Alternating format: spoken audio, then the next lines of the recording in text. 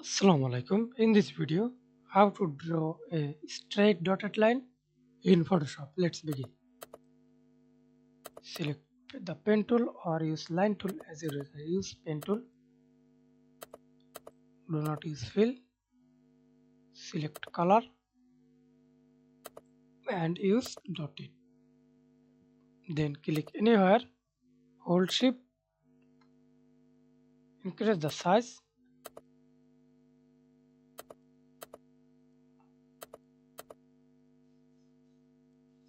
Okay. Again, create a new layer. Click anywhere. Hold shift. Straight. Thanks for watching video. Please subscribe to my channel, like, comment, share.